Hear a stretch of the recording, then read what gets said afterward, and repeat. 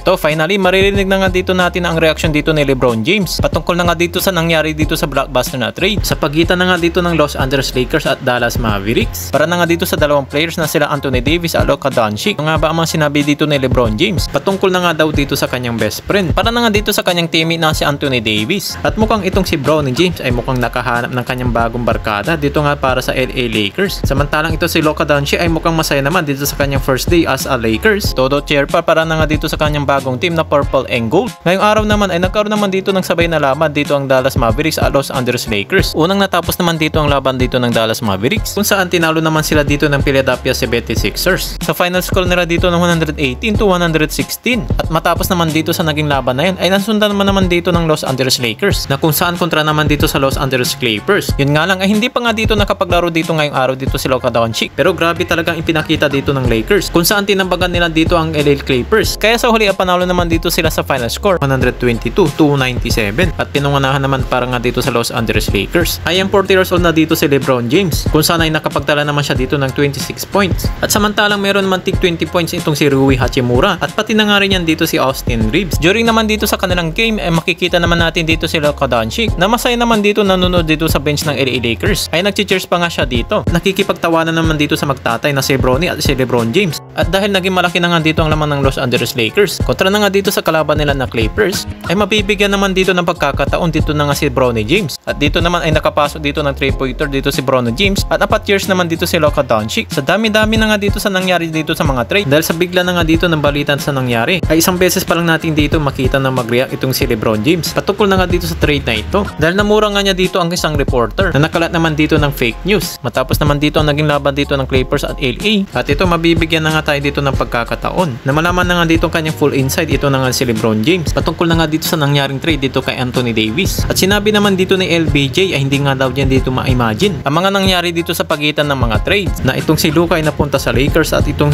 si AD ay napunta sa Mavericks at pati na nga rin dito si Max Christie at Hocho Pino ay sobrang sakit nga dito dahil sa loob ng 6 na taon na ito na nga si Anthony Davis at magkaroon na nga dito sila ng championship. Or I can't even imagine how Luka and AD and Max Christie and Maxi Kleber and obviously Hood Schifino was one of our teammates as well. So it's been challenging for sure, especially for me. Anytime I've had 6 years with AD, win a championship with my guy.